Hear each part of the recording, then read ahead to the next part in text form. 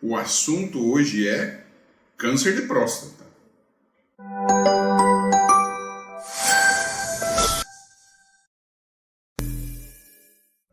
Mas qual que é a origem do câncer de próstata? Tanto se fala, mas pouco se sabe.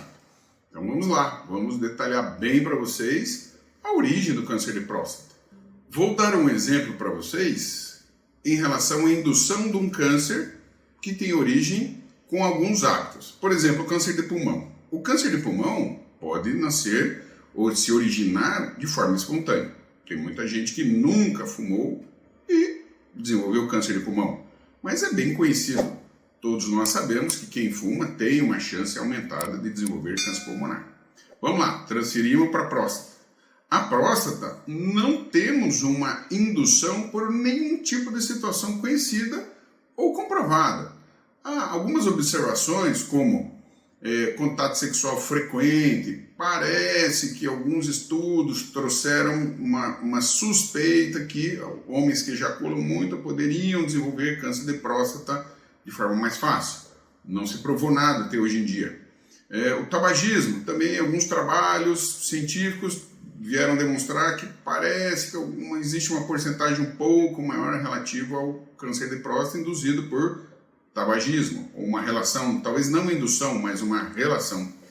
Mas assim, verdadeiramente, se a gente buscar literatura profunda e adequada, não se provou nada até hoje que o câncer de próstata tem uma origem por algum hábito, algum consumo de droga, de algum medicamento, tabagismo, trabalho.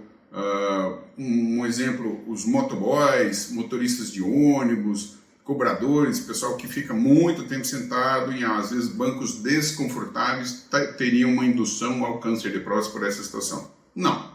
Ponto. Então, câncer de próstata tem uma origem genética. Vamos lá. O DNA da gente. O DNA é uma fita, é um programa de computador que nós temos, que toda a nossa vida está ali. Inclusive, alguns tipos de câncer. Não se isolou exatamente até hoje se tem um código do DNA que determine o câncer de próstata. Alguns cânceres de mama têm uma codificação genética já. Se sabe bem no DNA da pessoa que a pessoa poderá desenvolver um dia câncer de mama. O exemplo, aquela atriz, Angelina Jolie, alguns anos atrás, se determinou geneticamente que ela tinha uma grande chance de desenvolver um câncer de mama. E ela optou, então, por uma solução radical, tirar as mamas. É uma opção. Vamos transferir para o câncer de próstata de novo. Esse local na genética humana não está determinado hoje, com grande precisão.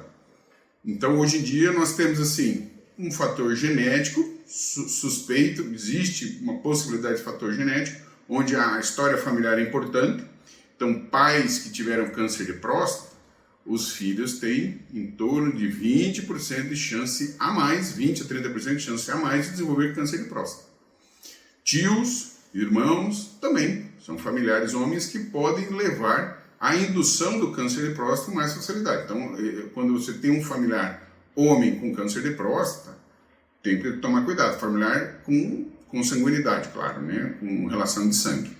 E se provou estatisticamente também que mães, irmãs que tiveram câncer de mama, estranho, né? Tiveram câncer de mama, os filhos têm uma chance um pouco maior de desenvolver câncer de próstata.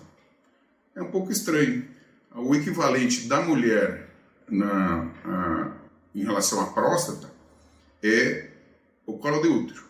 No entanto, câncer de colo de útero na mãe ou na irmã não aumenta a taxa desse indivíduo desenvolver câncer de próstata, e sim o câncer de mama.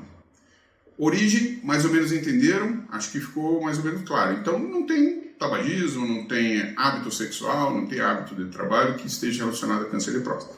Então, vamos lá. Vamos fazer um react, né? Se usa bastante esse termo. Vamos reagir a algumas notícias que estão zanzando pela internet. Sobre alimentação, na internet tem um monte de situações sugerindo que determinados alimentos, ou compostos de vitaminas, ou combinação de medicamentos, derivados de plantas, ou derivados até de animais, poderiam ajudar na prevenção do câncer de próstata. Isso não se provou, gente. Teve no passado, até uns 30 anos atrás, que o licopeno, talvez quem for dar uma pesquisada, o licopeno é o que dá cor no tomate. Isso há uns anos atrás foi impressionante. Isso se falava que quem não consumir licopeno vai ter câncer de próstata. Isso caiu, a ciência derrubou isso. Isso que a gente tem que se abraçar em relação à ciência. Então, muito cuidado com esses sugestionamentos de dietas malucas aí, sem comprovação nenhuma. Temos que ver a origem dessas dietas que vêm da internet. Então, sempre falando, procure o seu médico, procure um urologista, procure um geriatra, que vai dar orientações para vocês em bases científicas.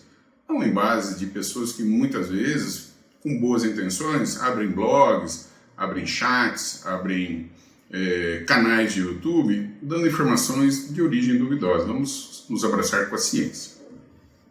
Então, sobre essa situação de alimentos relacionados à origem do câncer de próstata, muita atenção.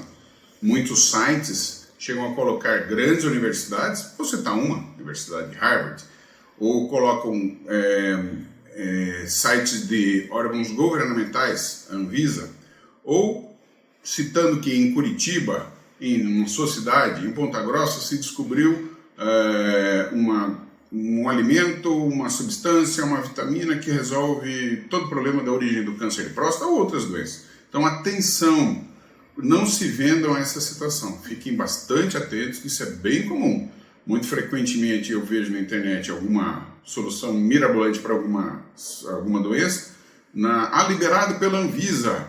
E você vai pesquisar na Anvisa, não tem esse registro na Anvisa, a Universidade de Harvard nunca ouviu falar desse produto, e assim vai. Então, eu peço a vocês que fiquem bastante atentos. Continuando. Então, sobre a origem, vamos lá. Resumindo, é uma origem genética. Você pode herdar essa origem genética, como pode desenvolver ao longo dos anos. Na verdade, você nasce com o DNA já programado para talvez ter um câncer de próstata. Sobre idade. A idade é bastante importante. Jovens, então, muito raro ter câncer de próstata. A idade mais cedo que eu tive contato com um paciente com câncer de próstata era uns 38 anos, muito jovem, muito difícil isso acontecer. Nunca mais vi um caso só. A maioria dos pacientes começa a ter uma incidência do câncer de próstata a partir dos 50, 55 anos. Então, hoje, o que se orienta sobre o câncer de próstata, a pesquisa do câncer de próstata, é buscar por exames de toque, o famigerado exame do toque, e para um exame de sangue chamado PSA, antígeno prostático específico, em inglês, é sigla em inglês, tentar detectar o câncer de próstata por volta dos 50 anos. É uma sugestão da Organização Mundial de Saúde. Tem bastante controvérsia em relação a isso, se deve ser feito ou não deve ser feito. Vamos lá, câncer de próstata é o segundo câncer que mais incidência tem nos homens. É uma estatística americana, deve ser uma estatística semelhante à nossa. A nossa estatística é um pouco falha aqui no Brasil. No entanto, é real, nós temos uma incidência muito alta. E ele é em torno do quarto câncer que mais mata homens no mundo. Também é uma estatística americana, a nossa deve ser muito parecida. Então, a partir dos 50 anos, já foi aos 40, já foi aos 45, agora é aos 50. Essa orientação de se buscar ao urologista, fazer o toque e fazer o PSA. Essa é a triagem básica. Muitos pacientes querem se livrar do toque, que é um exame constrangedor, desagradável e algumas vezes até doloroso mesmo, fazer uma ecografia. A ecografia não adianta nada, gente. A ecografia ela só serve para mensurar a próstata, fazer a mensuração das dimensões da próstata. Ela tem dificuldade de nos informar consistência. O toque percebe a consistência da próstata. A ecografia não é capaz de fazer isso.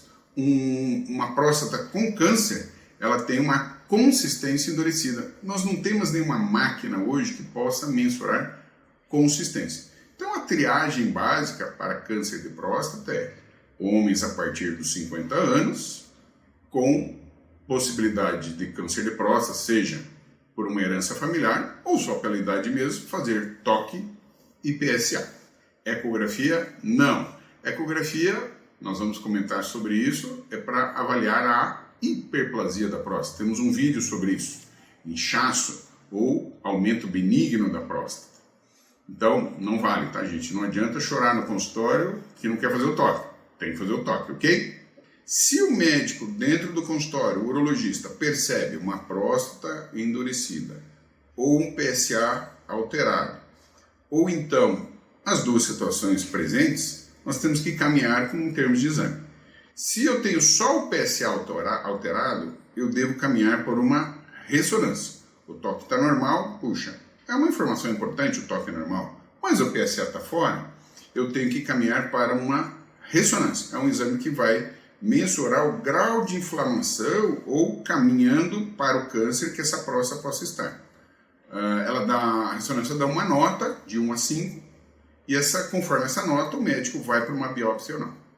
Se, no entanto, já no consultório eu faço o toque e tenho um toque alterado ou toque alterado e PSA alterado também, eu nem preciso fazer essa ressonância, vou direto para a biópsia.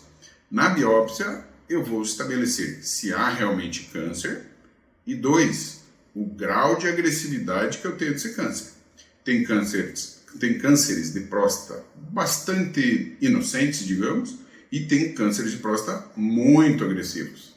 E eu tenho que caminhar baseado nessa classificação.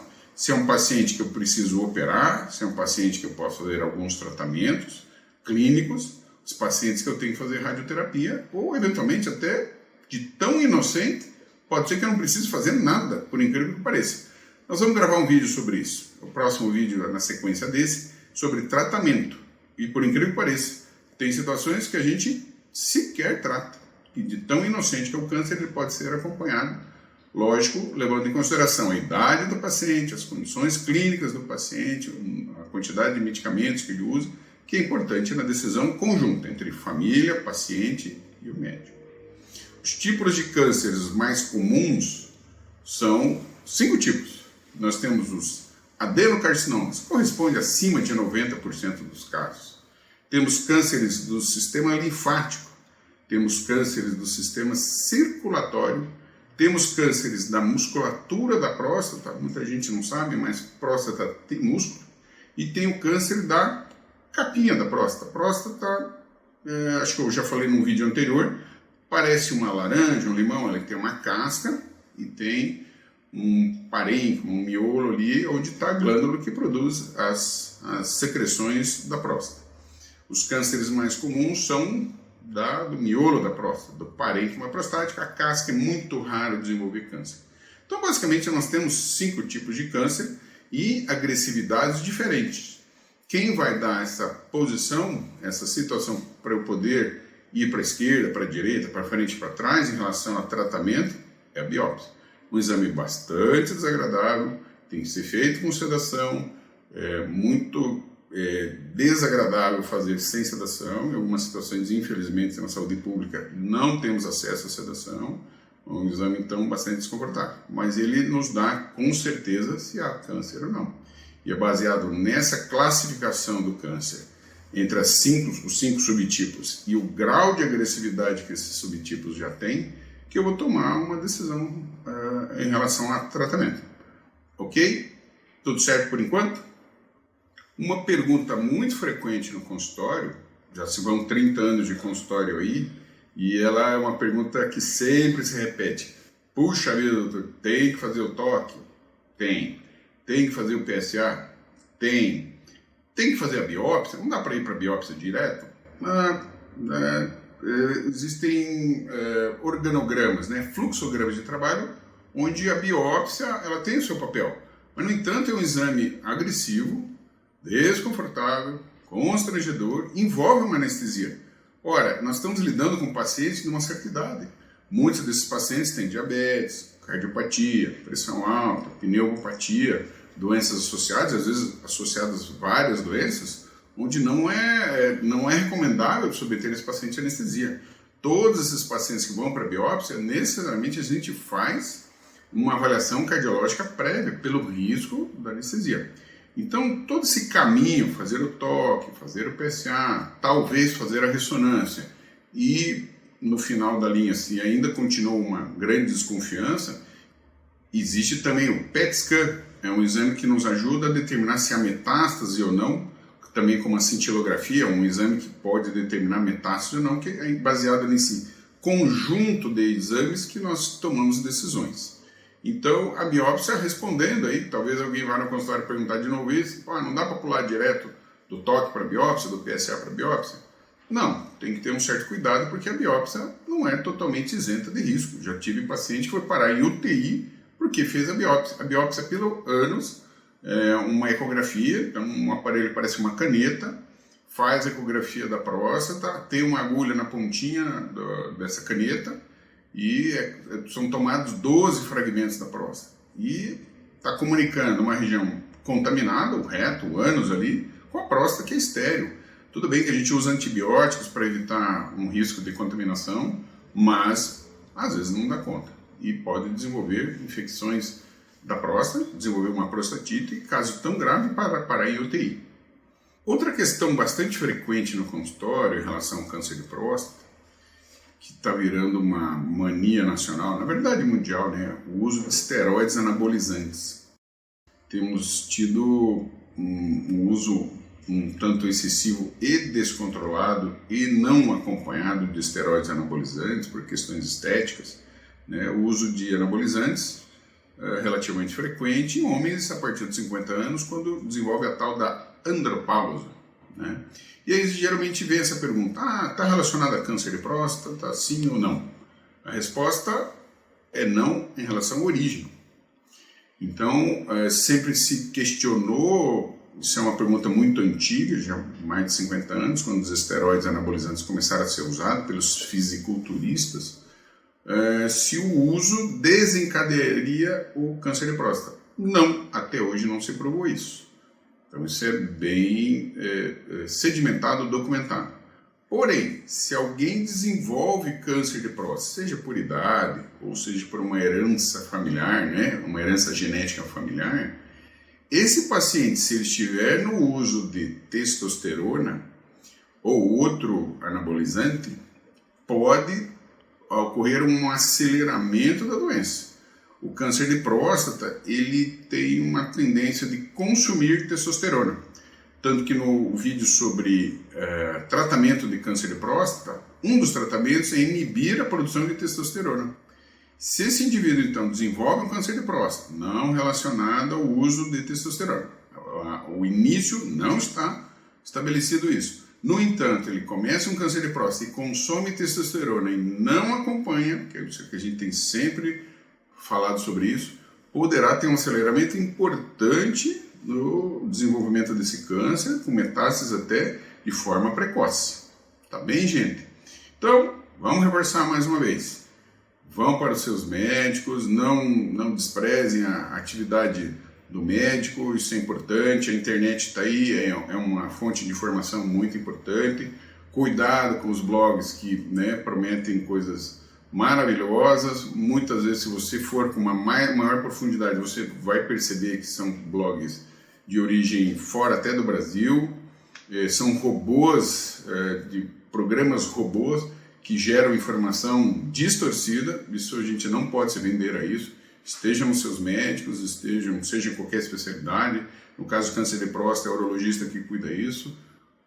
Procure um urologista credenciado, um urologista que está registrado, tem bons profissionais na sua cidade, com certeza vai ter. Se não tiver uma cidade próxima, não deixem de fazer essa averiguação com um profissional sério que está habilitado a fazer esse tipo de abordagem, responder perguntas. Tá bem? Esse foi o vídeo de hoje, sejam sempre bem-vindos.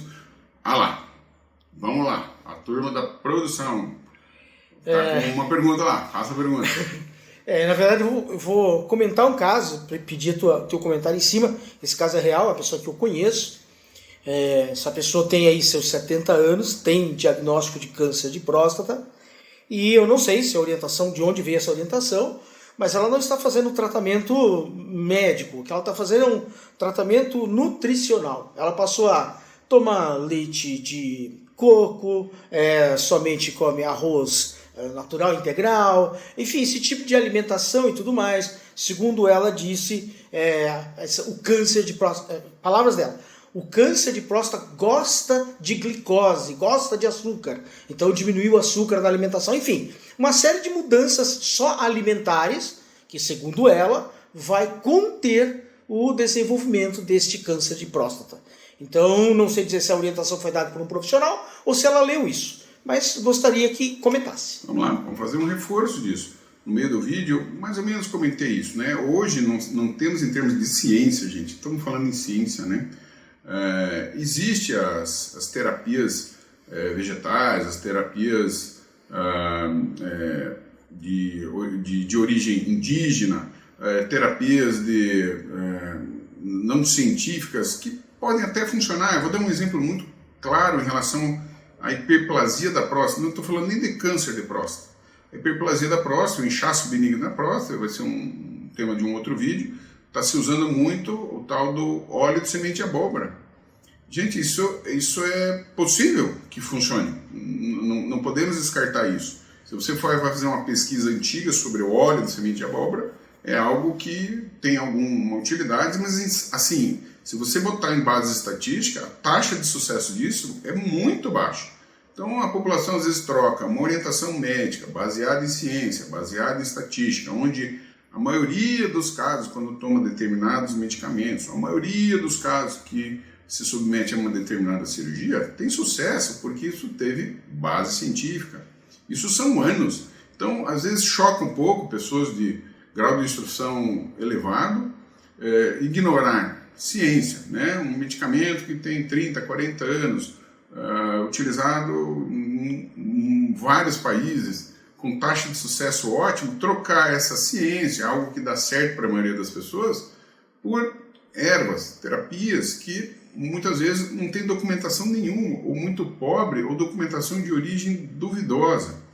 Então, sempre ressaltando, né, a relação agora, voltamos ao câncer de próstata, não foi documentado nada relativo à alimentação que possa ou induzir o câncer de próstata, ou piorar o câncer de próstata, ou até prevenir o câncer de próstata. Eu citei o licopeno no meio do vídeo, o licopeno chegou a ser uma verdade científica. Caiu por terra, você vê, a ciência continuou pesquisando isso e se provou que esse licopeno, que era o corante do tomate, ele faria uma proteção para a pessoa não ter câncer de próstata. Isso caiu, nem se usa mais. Tá? Então, muito cuidado, eu estou aqui para tentar trazer um pouco da ciência do consultório para o canal do YouTube. Estejam atentos a isso, né? Não sejam cuidadosos ao ouvir uma orientação dentro de determinados canais, procurar a origem disso, procurar a origem de quem está divulgando essa informação, porque tem pessoas que estão morrendo, gente. Tem gente que está morrendo porque deixa grandes tratamentos, bons tratamentos que têm dezenas de anos, 20, 30, 40, 50, 60, 70 anos. Eu cito sempre a diabetes. Diabetes tem fórmulas mágicas na internet para tratar diabetes, chás milagrosos dentro da internet para tratar diabetes, e tem medicamentos que têm 70 anos. Quem será que funciona? É o chá milagroso ou um remédio que tem 70 anos, há 70 anos é usado com uma taxa de sucesso muito grande? Obviamente não serve para todo mundo, algumas pessoas não vão conseguir usar, não vai funcionar. Mas a gente tem que se basear nisso, na ciência, onde a estatística mostra que há mais sucesso num medicamento desse que num chá da vizinha. E tem muita gente largando de bons tratamentos, vai usar o chazinho da vizinha e está morrendo. Todo dia a gente tem notícia ruim de gente que largou esses tratamentos até de câncer para tomar chá, e tratamentos que estavam funcionando e tomaram chazinho, ervinha e pozinho e infelizmente não estão mais conosco. Isso é uma pena, e a nossa função enquanto médico está no consultório fazendo isso, ou está divulgando vocês nesse canal, tem um alcance um pouco maior, e espero que vocês estejam conosco, ouvindo aí algumas orientações. Tá? O vídeo de hoje foi então sobre isso, câncer de próstata. Tem mais informação, mas senão vai ficar muito extenso. Obrigado pela atenção. O nosso canal é Urologia e Saúde. Sejam sempre bem-vindos e muito obrigado.